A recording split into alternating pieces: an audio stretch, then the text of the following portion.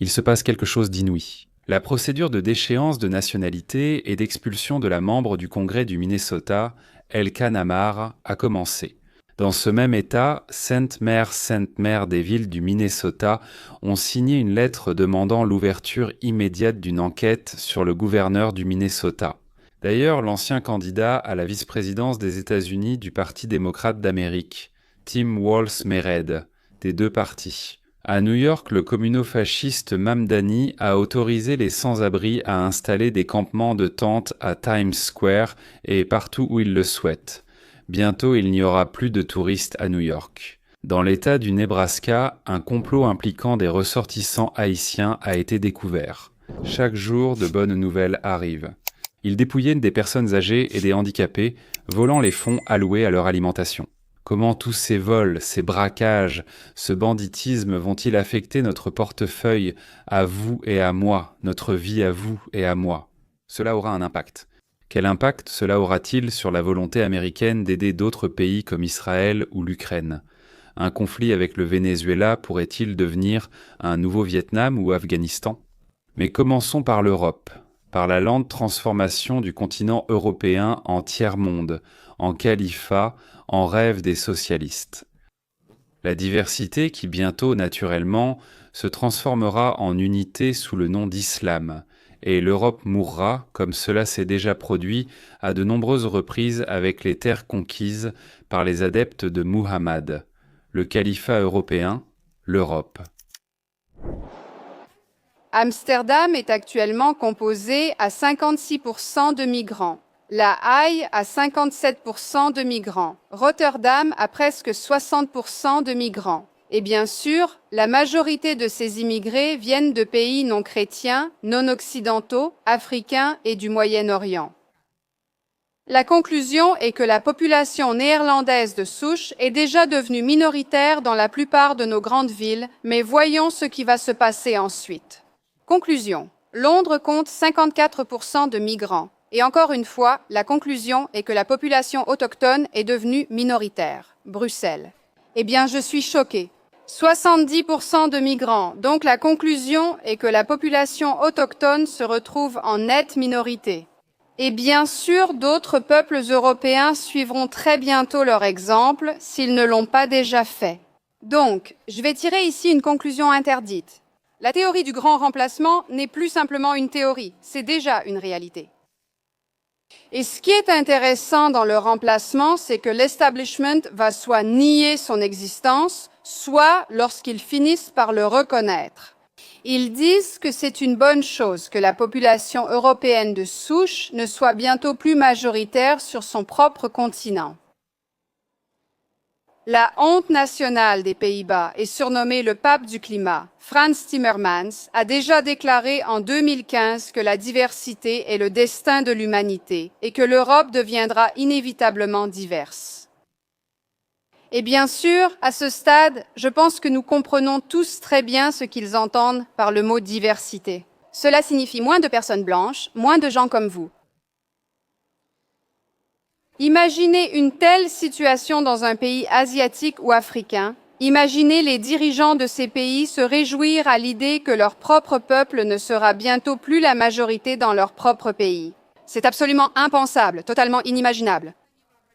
Alors, qu'est-ce qui ne va pas, bon sang, avec nos dirigeants? Nous ne parlons plus de bientôt, ou peut-être que nous disons que cela se produit déjà. Et je ne vois pas comment il serait possible, compte tenu, pour le dire gentiment, de la tolérance de l'Europe d'arrêter cela. Il est évident que des centaines d'années de domination mondiale se terminent par une défaite totale et une prise de contrôle. Et la minorité blanche.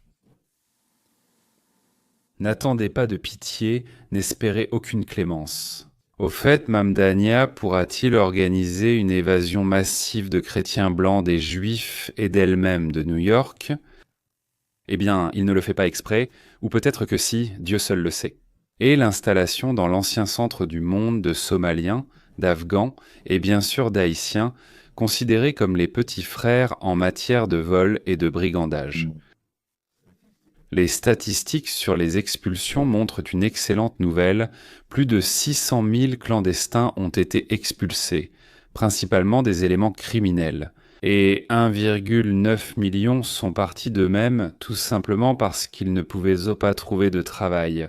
Pour chaque personne partant volontairement, nous apposons un tampon sur leur passeport ou certains de leurs documents indiquant ce départ volontaire. Et nous leur donnons 3 000 $. Cela nous coûte bien moins que de les garder, attraper et expulser ici. Le résultat a dépassé nos attentes. Nous pensions qu'il y aurait environ 2 millions en 2025, mais finalement il y en a eu 2,5 millions. Qu'est-ce que cela signifie?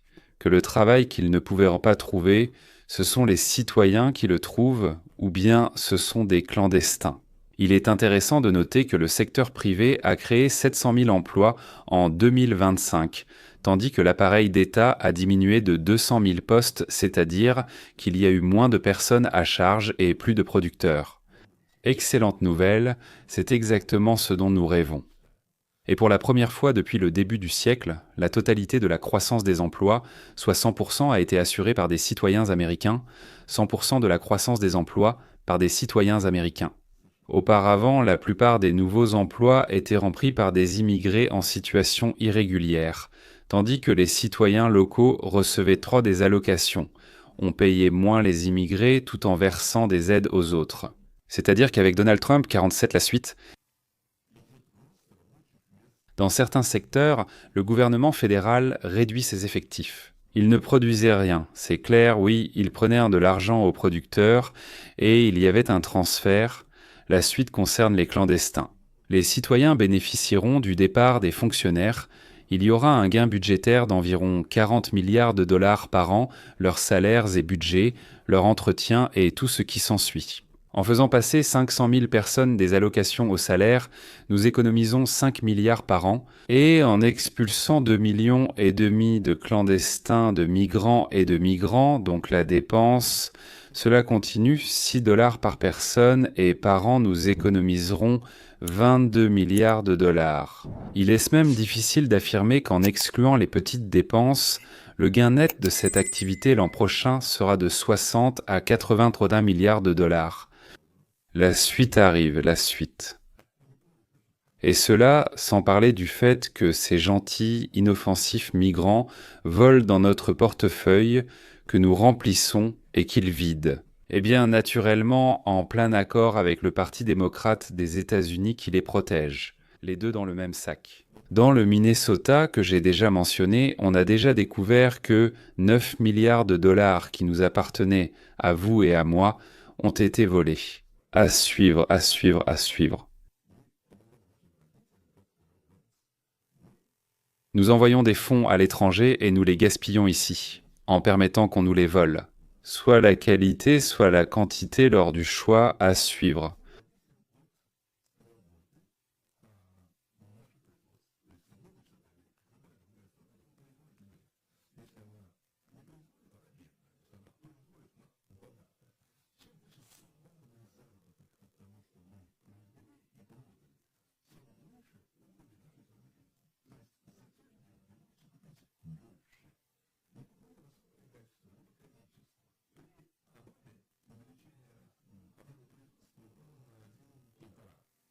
J'en ai déjà parlé hier, mais je vais le répéter, je m'excuse.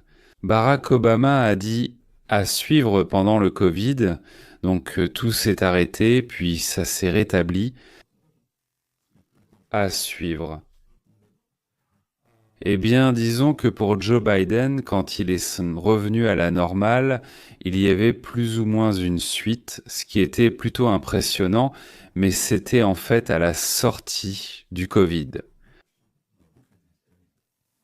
Le troisième trimestre de l'année 2025, c'est-à-dire lorsque les réformes de Donald Trump ont commencé. À suivre. La suite sur 4,3 dizaines à suivre. C'est de la science-fiction, une percée incroyable, messieurs. Et en même temps, en novembre, l'inflation a commencé à baisser, passant de 3% par an en septembre, octobre n'était pas pris en compte, à 2,7%. En novembre, la baisse a été de 0,3%. En un mois et demi, 2 mois, c'est un énorme accomplissement.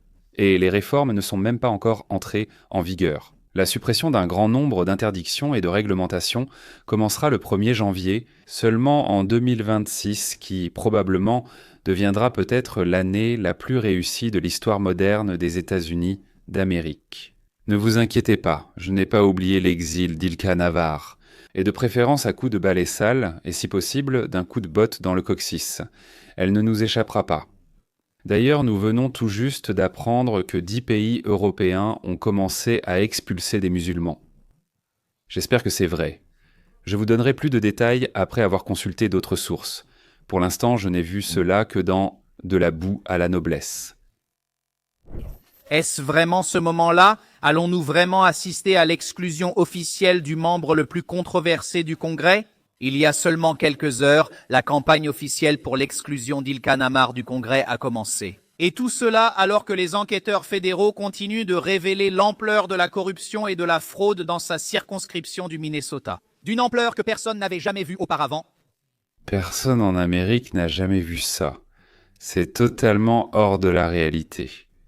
On ne pouvait piller que les villes conquises, mais nous avons laissé entrer les pirates somaliens et nous avons pensé qu'ils se comporteraient immédiatement comme des puritains venus d'Angleterre, au XVIe-XVIIe siècle. Et si cette corruption ne se limitait pas à un seul État démocrate, et si en réalité c'était le modèle économique d'un parti politique tout entier? Oui, H. Le docteur Tourlet pose la même question que j'ai déjà posée plusieurs fois. Le Parti démocrate américain n'est-il pas tout simplement une organisation criminelle qui fait semblant d'être un mouvement politique? Oui, permettez-moi de commencer par vous poser une question. Avez-vous déjà entendu parler du concept de tourisme frauduleux? C'est vrai, cela ressemble à une blague, mais les procureurs fédéraux ne rient pas du tout. Le tourisme frauduleux est un nouveau terme qu'ils utilisent pour décrire ce qui se passe depuis des années dans le district d'Ilhan Omar à Minneapolis. Nous parlons de personnes qui viennent au Minnesota, qui arrivent littéralement de villes comme Philadelphie pour créer de fausses entreprises et dépouiller les contribuables américains à l'aveugle. Pourquoi? Parce que des rumeurs se sont répandues au Minnesota, Ilhan Omar. Le coffre-fort est grand ouvert.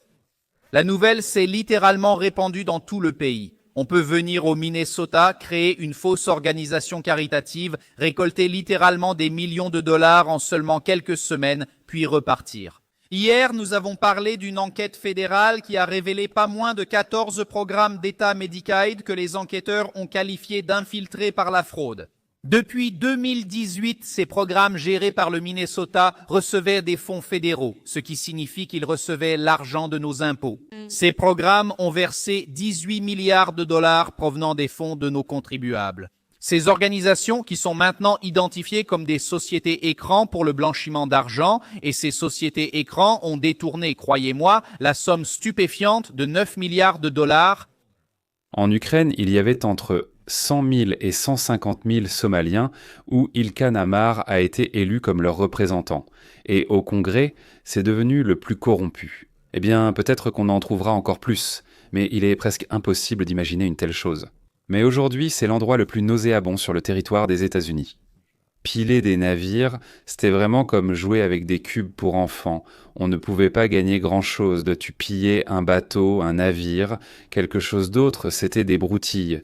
Mais ici, ce sont des milliards. Et personne ne vérifiait rien. Seulement,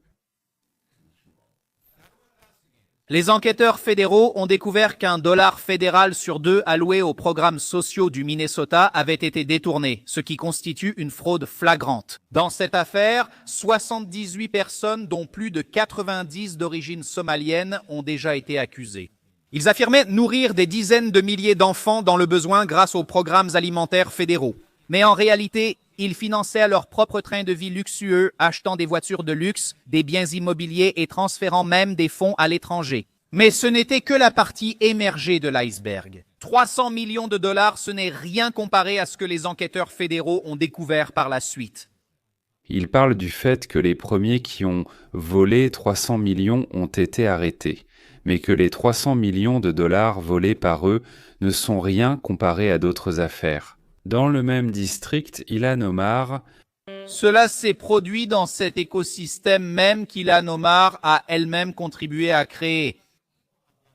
Vous comprenez, nous devons réaliser que tout cela remonte à la soi-disant loi Mills. La loi Mills, proposée par Ilhan Omar, a supprimé les contrôles et la surveillance des programmes fédéraux d'alimentation pour enfants. En fait, cela l'a rendu beaucoup plus largement accessible, mais cela en a aussi fait par la suite un moyen pratique pour une fraude à grande échelle dans le système de services sociaux de l'État du Minnesota, ce dont nous apprenons de plus en plus chaque jour.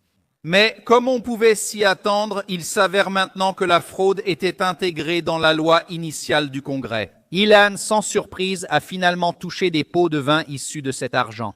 Nous savons maintenant que la société Amar a reçu 5 400 $ de la part de 2 personnes qui ont ensuite été impliquées dans une enquête pour fraude. Et ce n'est que ce que nous savons. Ces 5 400, c'est seulement ce que nous savons. Donc, au moins une partie de cet argent qu'elle a détourné est finalement revenue directement dans ses propres fonds de campagne. Encore une fois, comme nous l'avons vu avec United States Agency for International Development, il s'est avéré que toute cette aide, toute cette protection sociale, tout ce soutien financier s'avère n'être rien d'autre qu'un moyen par lequel ces politiciens et bureaucrates de gauche s'enrichissent, tout en se cachant derrière un écran de compassion et d'humanisme.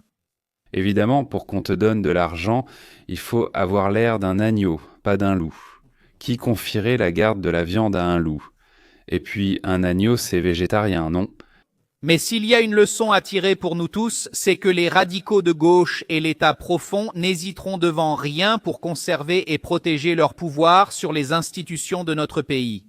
Les Républicains ont officiellement lancé le processus d'exclusion définitive d'Amar du Congrès une bonne fois pour toutes. Pendant des années, les Républicains ne faisaient que se plaindre de la rhétorique d'Amar, mais maintenant ils examinent ses activités criminelles. Les représentants? Le représentant Randy Fine de Floride mène cette campagne et organise un vote pour exclure définitivement Amar du Congrès. Et il utilise même le mot commençant par déportation. Et il ne s'agit pas seulement de son étrange mariage arrangé qui, selon les soupçons, était une fraude à l'immigration avec son propre frère, nous parlons aussi de son implication dans cette fraude financière. Si vous appartenez à une organisation criminelle qui escroque le gouvernement américain de centaines de millions, vous ne devriez pas seulement perdre votre siège au comité, mais aussi votre droit d'être ici. Plusieurs affaires sont en cours d'enquête en même temps. Elhan épouse son propre frère, tout en vivant et en ayant un enfant avec le mari dont elle aurait soi-disant divorcé. Deuxièmement, Elhan est liée à des dizaines des principaux voleurs impliqués dans des fêtes communes et des apparitions publiques. Autrement dit, personnellement et dans son rôle officiel, elle est proche de ceux qui, disons, ont organisé tout cela. Troisièmement, le jour de son élection au Congrès. Le patrimoine d'Elkanah Mar et de son mari est passé de 65 000 $ à 30 millions de dollars. Le mari d'Elkanah, oui, 30 millions de dollars le mari d'Elkanah. Timothée dit que ce sont des investissements d'investisseurs dans son entreprise, mais il n'est pas encore clair qui sont ces investisseurs, pourquoi ils lui ont donné cet argent, pourquoi qui et quel fou donnerait de l'argent à quelqu'un qui, comme Hunter Biden, n'a jamais rien fait, ne sait rien faire, n'a rien appris? Alors dites-moi, est-ce que quelqu'un vous a déjà apporté 30 millions de dollars ou même 20 millions de dollars en vous disant « fais-en des scrottes, Vonny, fais-en ce que tu veux ». Eh bien, si c'est le cas, si vous connaissez de telles personnes, donnez-moi leur nom et adresse, j'aimerais vraiment les rencontrer, merci. Ce que nous voyons dans la circonscription d'Elkanah Mar, ce n'est pas une erreur, mais une particularité de la gestion démocratique. Regardez la Californie pendant la pandémie. L'État a reconnu avoir perdu au moins 20 milliards de dollars à cause de la fraude aux allocations chômage. 20 milliards et certaines estimations disent que cela pourrait aller jusqu'à 135 milliards. Des groupes criminels russes et chinois ont pillé le trésor de Californie. L'administration de Gavin Newsom était si incompétente qu'elle n'a même pas vérifié les pièces d'identité. Ou regardez l'Illinois. Un audit d'État a détecté 5,2 milliards de dollars de paiements indus pour le chômage, dont près de 2 milliards confirmés comme fraude. Ou regardez New York. Ils ont récemment poursuivi les responsables du plus grand système de fraude à Medicaid de l'histoire de leur État. Les compagnies de transport facturaient des millions pour des trajets inexistants. Voici des changements systématiques. Dans chaque État très bleu, la stratégie reste la même. Ouvrir le trésor public, supprimer les protections au nom de la justice et inonder la zone d'argent liquide. Et qui reçoit tout cet argent? Alliés politiques, groupes d'activistes et organisations à but non lucratif mobilisant les électeurs. Ils ne se contentent pas de gaspiller votre argent, ils dépensent vos impôts pour leur propre machine politique. Le district d'Ilhan Omar s'est avéré être l'exemple le plus flagrant d'un système littéralement conçu pour être pillé par les gauchistes. Ils appellent ça des services sociaux, tout le monde appelle ça du blanchiment d'argent. C'est ça, ils appellent ça du socialisme. Et nous, on appelle ça du vol. Ils appellent ça de la justice, de la redistribution, la prise en compte des besoins. Nous, on appelle ça une attaque contre nous, contre nos biens, contre nos vies. Essaie donc de ne pas payer à l'administration fiscale l'argent qui sera ensuite détourné. Tu sais très bien, tu sais exactement qu'ils vont être détournés, et ceux qui te les prennent savent aussi très bien qu'ils vont être détournés, que ce soit eux-mêmes ou quelqu'un d'autre. Et là, celui qui les prend, non seulement il va les détourner, mais en plus il va utiliser cet argent contre nous. C'est-à-dire qu'ils vont ensuite utiliser cet argent pour nous nuire. Oui, mais tu ne paieras pas. Prison si vous résistez, ils vous tueront lors de l'arrestation. Donc je ne recommande pas de résister, mesdames et messieurs. Mais que faisons-nous maintenant? Nous ouvrons des tumeurs malignes et du plus en sort. Ils ont créé, au cours des 20 à 30 dernières années, un système de tromperie totale, de pillage, d'abrutissement de la population qui crie hurrah précisément au moment où elle se fait voler de manière éhontée et sans scrupule. Faut-il commencer par là? Ils cannent? Oui, il faut commencer par n'importe qui. L'essentiel, c'est de commencer. On ne peut pas ne pas commencer. Il faut le faire. Il faudrait le faire massivement, en même temps et bruyamment. J'espère qu'en 2026, nous assisterons à des procès retentissants contre ceux qui se sont longtemps moqués de nous. Eh bien, j'espère vraiment que le proverbe « rira bien qui rira le dernier » fonctionnera. Au revoir.